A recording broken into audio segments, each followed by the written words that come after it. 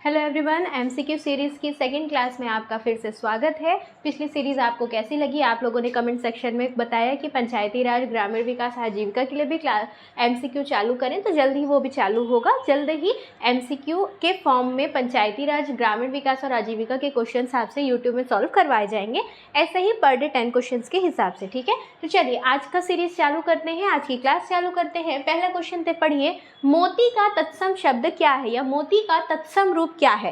तत्सम का मतलब क्या? संस्कृत शब्द जिसमें कोई भी परिवर्तन ना हुआ हो। तो देखिए, मोती, मोती नाम का कोई शब्द होता है क्या? मोती नाम का तो कोई शब्द होता ही नहीं है।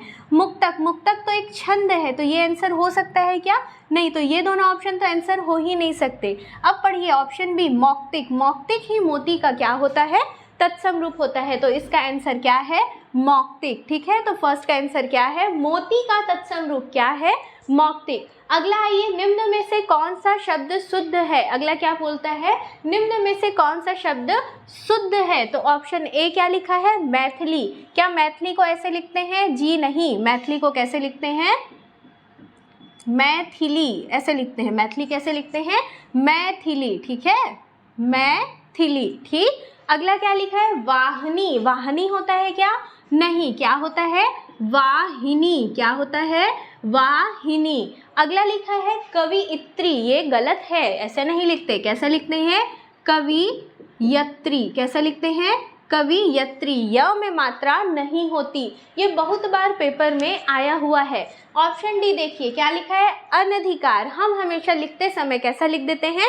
अनाधिकार, लेकिन इसका शुद्ध उच्चारण अनधिकार ही होता है। इसका शुद्ध वर्तनी यानी लिखने की रीति अनधिकार ही होती है। तो इसका आंसर क्या हो गया? अनधिकार। जब भी शुद्ध शब्द आए तो पहले ऑप्शन को ध्यान से पढ़िए कि कौन कौन सा गलत लिखा है। एक बार में ही वर्तनी शुद्धिकरण में टिक नहीं लगाना है। ठीक है, ऑप्शन को ध्यान से पढ़ना है। अगला देखिए, मोक्ष की इच्छा रखने वाला। क्या बोल रहा है? मोक्ष की इच्छा रखने वाला। वाक्यांश के लिए एक शब्द है, योगी, तपस्वी, मुमुक्षु या साधु। देखिए, ये सब आप लोग पढ़े हुए चीज हैं।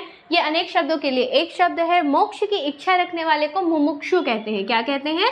मुमुक्षा। अब यहाँ पे दो बात याद रखेंगे, एक होता है इच्छा रखने वाला, एक होता है इच्छा। एक क्या होता है? इच्छा रखने वाला, और एक होता है इच्छा। तो यदि किसी को मोक्ष की इच्छा है, यदि किसी को मोक्ष की इच्छा है, तो उसे हम मुमुक्षा कहेंगे। क्या कहेंगे? मुमुक्षा। लेकिन यदि कोई मोक्ष की कामना कर रहा है या मोक्ष की इच्छा रखने वाला है, तो उसे हम मुमुक्षु कहेंगे। तो यहीं पे थोड़ा सा, यदि आपको भूख लग रहा है, ठीक है, यदि आपको भूख लग रहा है तो उसे बुभुक्षा कहेंगे। लेकिन जो किसी व्यक्ति विशेष को भूख लगा है तो उसे बुभुक्षु कहेंगे। ठीक है, तो ये चीज़ को याद रखेंगे। क्वेश्चन में बहुत ध्यान से पढ़ेंगे कि इच्छा रखने वाला बोला है कि सिर्फ इच्छा में रोक दिया है। ठीक है, तो मोक्ष की इच्छा रखने वाला कौन कहलाएगा? मुमुक्षु। लेकिन ये बस बोला कि मोक्ष की इच्छा, तब वो क्या कहलाता?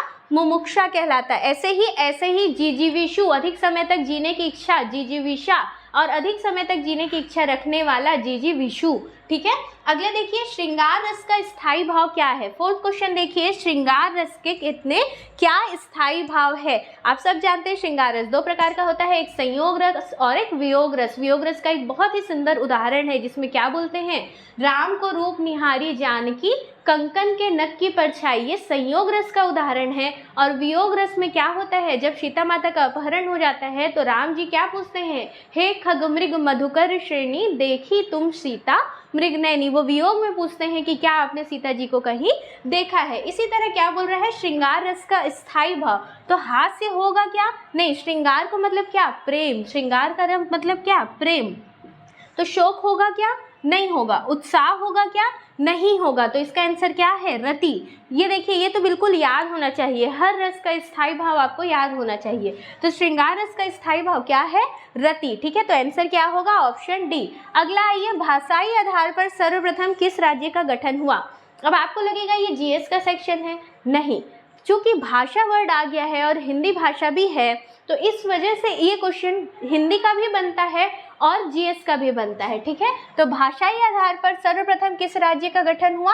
आंध्र प्रदेश का गठन हुआ। ठीक, आपका काम है या आपका होमवर्क है कि आप कमेंट सेक्शन में मुझे लिख के बताएंगे कि आंध्र प्रदेश का गठन कब हुआ और आंध्र प्रदेश के गठन के लिए किसने उपवास किया था। क्या दो चीज़ बताओगे? आंध्र प्रदेश के गठन के लिए उपवास किसने किया था और दूसरा आंध्र प्रदेश का गठन कब हुआ था। ये दो बात आप मुझे जल्द से जल्द कमेंट सेक्शन में लिखकर बताएंगे। ठीक, अगला पढ़िए पढ़िए क्वेश्चन नंबर 6 क्या बोल रहा है? आँख का अंधा गांठ का पूरा, क्या बोल रहा है? आँख का अंधा गांठ का पूरा लोकोक्ति का सही अर्थ क्या है? एक लोकोक्ति है, देखो लोकोक्ति पूर्ण वाक्य होता है और मुहावरा वाक्य का अंश होता है। ठीक, ये बात याद रखना, ये लोकोक्ति है। ये बोल रहा है कि आँख का अंधा है लेकिन गांठ का पूरा है। गांठ मतलब धन, ठीक है। तो अंधा परंतु विवेकशील ये नहीं है, ये बहुत बार पेपर में आया हुआ है। इसका अर्थ होता है मूर्ख धनी। क्या होता है? मूर्ख धनी। ठीक है, आँख का अंधा गांठ का पूरा लोकोक्ति का अर्थ क्या है? मूर्ख धनी, ऑप्शन बी। ठीक, अगला बोल रहा है कौन सा शब्द घोड़ा का पर्यायवाची नहीं है? ध्यान से पढ़िए, क्या बोल रहा है? कौन सा शब्द घोड़ा का पर्यायवाची नहीं है? अब देखो क्या होता यदि आपके में ये क्वेश्चन आता और नहीं को आप नहीं पढ़ पाते, आपको लगता है क्या पूछ रहा है? घोड़ा का पर्यायवाची। ऑप्शन ए में ही बाजी पढ़ते, उसी को टिक लगाते, आगे बढ़ जाते। फिर आपको याद आता जब बाद में पेपर हो के एग्जाम हॉल से निकलते, तब याद आता है कि अरे यार मेरे से क्या हो गया, गलती। ऐसे बेसिक गलतियां आपको पेपर में नहीं करनी है। क्वेश्चन को कम से कम 2 बार तो आपको पढ़ना ही है। ठीक है, तो क्या बोल रहा है? कौन सा शब्द घोड़ा का पर्यायवाची नहीं है? तो इस नहीं वर्ड को पहले ही पेपर में क्या कर दीजिए? अंडरलाइन कर दीजिए। अब ध्यान से पढ़िए, तो बाजी तो घोड़े का होता है पर्यायवाची, तुरंग भी होता है, शार्दुल होता है क्या? शार्दुल नहीं होता, शार्दुल नहीं होता। ठीक है, शार्दुल किसका होता है भाई? शिकारी मतलब शेर का।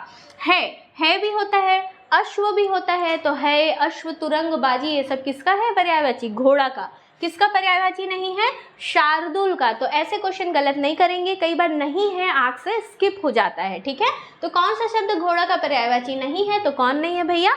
शार्दुल। ठीक है, चलिए अगला देखिए, यथाशक्ति में कौन सा समास है? अगला बोलता है यथाशक्ति में कौन सा समास है? समास 6 प्रकार के होते हैं, आप सभी जानते हैं। तो बोलता है कर्मधारय, तो कर्मधारय तो हो नहीं सकता। ये क्यों? क्योंकि कर्मधारय में किसी की विशेषता बताई जाती है। ठीक है, तत्पुरुष ये भी नहीं है क्योंकि ये टूट रहा है क्या? और बीच में कोई कारक का लोप लग रहा है क्या?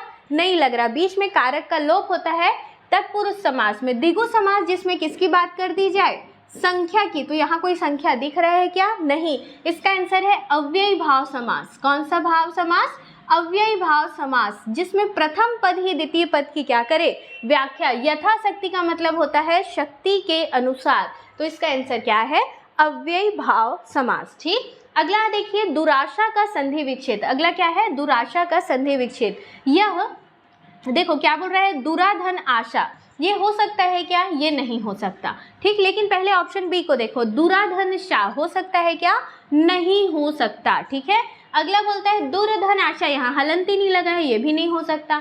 अब दुराधन आशा और दुर्धन आशा में आप फंस जाओगे। याद रखना ये विसर्ग संधि का उदाहरण है। किसका उदाहरण है? विसर्ग संधि का। इसका आंसर है ऑप्शन सी, दुर्धन आशा। क्या है इसका आंसर? ऑप्शन सी, दुर्धन आशा। 10th नंबर का क्वेश्चन पढ़िए, हिंदी में कुल कितने सर्वनाम है? क्या बोलता है? हिंदी में कुल कितने सर्वनाम है? ये तो बिल्कुल याद रखने वाली चीज है। हिंदी में कुल 11 सर्वनाम है। कितने सर्वनाम? 11। तो इसका आंसर क्या हो गया? Option D. तो देखिए आज हम क्या पढ़े? मोती का तत्सम क्या? मौक्तिक। देखो ये पढ़ने से आपको क्या फायदा होगा? यदि आपको तत्सम याद नहीं आ रहा है तो तत्सम वाले चैप्टर पढ़ के उसको क्या कर लीजिए? रिवाइज कर लीजिए। ये बहुत सारे चैप्टर का मिसलेनियस है, तो जो नहीं बन रहा है उस चैप्टर को निकाल के क्या कर लीजिए? रिवीजन कर लीजिए, तो वो आपका तैयार हो जाएगा। ठीक है, तो मोती का तत्सम क्या है भैया? मोती का तत्सम क्या है? मौक्तिक। कौन सा शब्द शुद्ध है? अनधिकार। ठीक है, मोक्ष की इच्छा रखने वाला, मुमुक्षु, श्रृंगार रस का स्थायी भाव, रति। भाषाई आधार पर आंध्र प्रदेश। तुरंत आपको कमेंट सेक्शन में क्या बताना है कि कौन इसके लिए उपवास करते हैं और कब आंध्र प्रदेश का निर्माण होता है। आपका अंधा गांठ का पूरा मतलब मूर्ख धनी। अगला कौन सा शब्द घोड़े का पर्यायवाची नहीं है? शार्दुल नहीं है। यथाशक्ति में कौन सा समास है? अव्ययी भाव समास है। दुराशा का संधि विच्छेद दुर्धन आशा। हिंदी में कुल कितने सर्वनाम है? 11 सर्वनाम है। ठीक है, तो आपको कैसा लगा वीडियो जरूर बताइएगा कमेंट सेक्शन में और इसका आंसर भी जरूर दीजिएगा। तो आज की क्लास के लिए इतना ही। Thank you.